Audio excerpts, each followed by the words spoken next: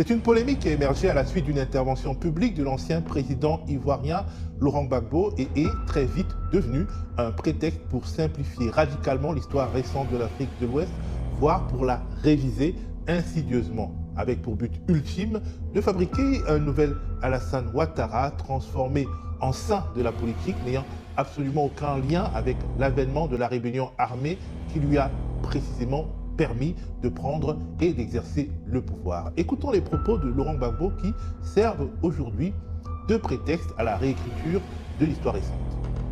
Moi, je suis allé une fois en Libye pour une réunion de l'Union africaine. Et Kadhafi m'a reçu, on discutait. C'est là qu'il me dit, mais au fond, toi, c'est toi le président de Côte d'Ivoire. J'ai dit oui.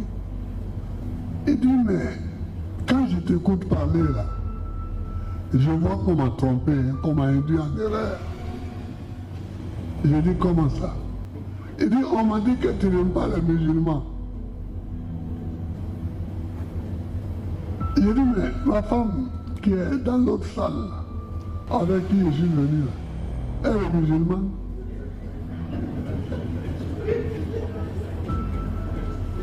Je parlais de Nadi Bamba. J'ai dit, mais elle est musulmane. Il dit, ah, mais les gens m'ont menti. J'ai dit, qui t'a menti? Il dit, les gens de chez vous là. Quand ils m'ont dit que tu n'aimes pas les musulmans, que tu leur as interdit même de porter leur boubou. Donc ils sont venus me demander l'argent, je leur ai donné. Et je leur ai donné des armes. Remixés par un certain nombre de commentateurs ivoiriens contemporains, ces propos sonnent comme des aveux. Gbagbo avoue enfin que Kadhafi a financé la rébellion ivoirienne. Gbagbo révèle enfin qui a financé la rébellion ivoirienne. Et il continue en affirmant, si c'est Mouammar Kadhafi, c'est que ce n'est pas Alassane Ouattara. C'est qu'Alassane Ouattara n'a rien à voir avec le coup d'État manqué du 19 septembre 2002 qui s'est transformé en rébellion armée. L'histoire est affaire trop sérieuse pour être prise en otage par la politique politicienne et les propagandes diverses et variées.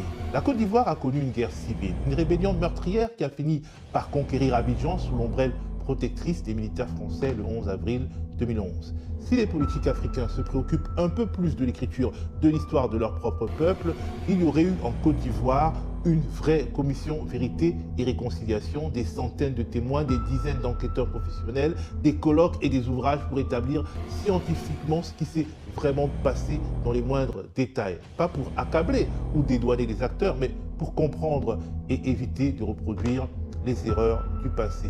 Mais non, certains propagandistes profitent de la culture de l'amnésie, elle-même nourrie par la grande jeunesse de la majorité de la population, pour tenter d'imposer un récit simplifié, voire abrutissant, basé sur de fausses évidences. La première fausse évidence pouvant être ainsi résumée. Gbagbo a caché pendant des décennies un secret, celui du financement de la rébellion par Kadhafi. Il l'a fait pour mieux accuser Ouattara qu'il savait innocent. En réalité, et les plus jeunes ne le savent peut-être pas, dès les premières semaines de la rébellion ivoirienne, le nom de Kadhafi a été abondamment cité au nombre des financiers de la rébellion. L'hebdomadaire français satirique et d'investigation Le Canard enchaîné cite le guide libyen et le président burkinabé de l'époque, Blaise Compaoré, au nombre des protecteurs des rebelles dans ses éditions du 30 octobre et du 6 novembre 2002.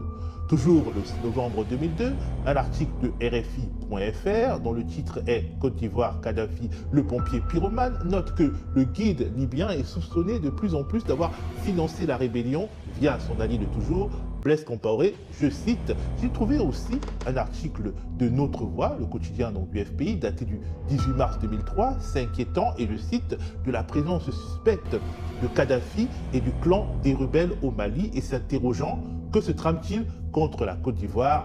L'article établit une forme de continuité entre ce qu'il appelle le groupe de rebelles conduit par Dramane Ouattara et ses financiers, le leader libyen et le Burkina Faso de Blaise Compaoré.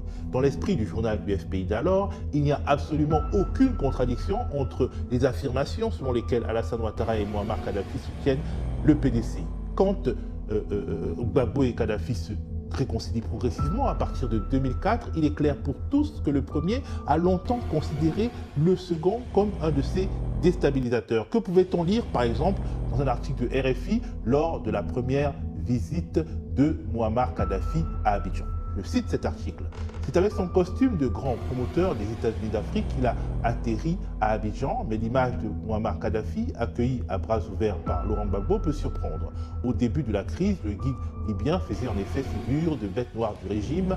Pour les autorités ivoiriennes, pas de doute, le chantre des révolutions africaines était le parrain de la rébellion, au même titre que Blaise Compaoré ou Charles Taylor. Depuis, la diplomatie a fait son œuvre et le rapprochement entre Abidjan et Tripoli s'est fondé sur des déclarations publiques, mais aussi sur des actions plus discrètes. Le ferment de cette réconciliation et à chercher dans la défiance nourrie par les deux chefs d'État à l'égard des ex-puissances coloniales. Fin de citation. Bref, cet article disait en 2007 à peu près ce que Gbagbo raconte aujourd'hui avec son sens de l'anecdote bien connue. C'est comme ça que nos relations ont commencé. Il dit demain, qu'est-ce que tu fais? J'ai dit non. Je serai en Côte d'Ivoire. Il dit viens avec moi à Bamako. Parce que on va faire une réunion à Bamako.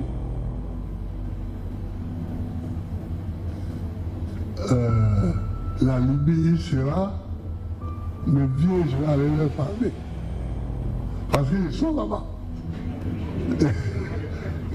Donc j'ai compris que c'était les chefs d'État de la sous-région, que c'était les chefs d'État de la sous-région qui n'avaient pas, on est parti.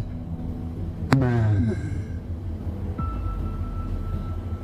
il a parlé, il a parlé bien. Il a parlé bien. Il dit, vous venez mentir. Quand vous cherchez l'argent, au lieu de me demander l'argent, je vais vous donner. Vous venez dire oui, un tel, il n'aime pas les musulmans, un tel. Voilà, Gbagbo. Sa femme, là, elle est musulmane. Et les gens ne savaient plus où regarder. Ils étaient comme ça. Ils étaient comme ça.